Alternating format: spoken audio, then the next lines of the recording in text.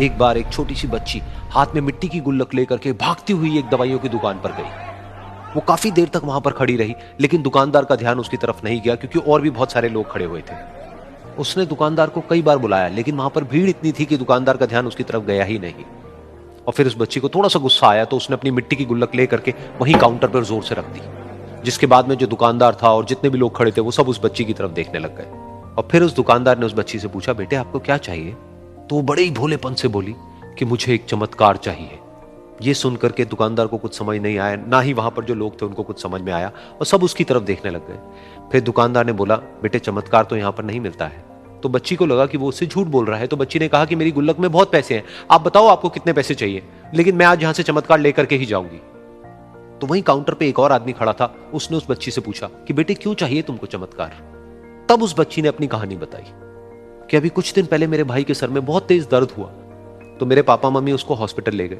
उसके बाद कई दिन तक मेरा भाई घर नहीं आया। तो मैंने कई बार अपने पापा से पूछा, लेकिन उन्होंने मुझे कुछ नहीं बताया। उन्होंने बार बार यही कहा कि वो आ जाएगा, वो कल आ जाएगा, वो कल आ जाएगा, लेकिन वो आ ही नहीं रहा था।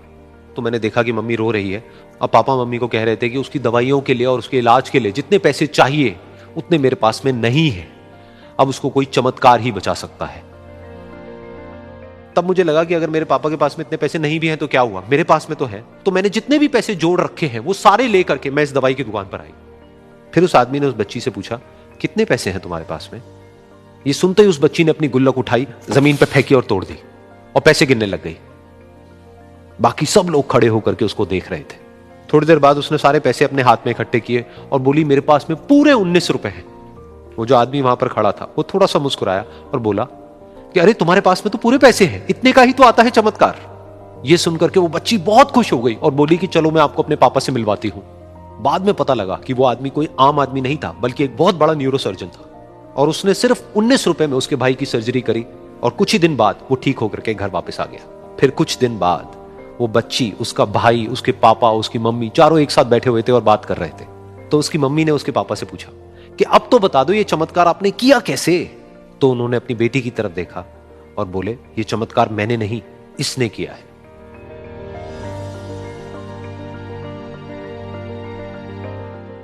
तो यहां पर एक बहुत बड़ी बात है जो हम उस छोटी सी बच्ची से सीख सकते हैं कि जिंदगी में कभी कभी ऐसा होता है कि हमको कोई रास्ता नजर नहीं आ रहा होता है और हम लोग हिम्मत हार जाते हैं। तब हमारे अंदर एक बच्चा होता है जो कोशिश करने से कभी भी पीछे नहीं हटता है। वो हार मानने को तैयार नहीं होता है क्योंकि उसको ना शब्द समझ नहीं आता है। वो बच्चा जिसके लिए कुछ भी नामुमकिन नहीं है, क्योंकि वो हर हाल में कोशिश करता ही रहता है।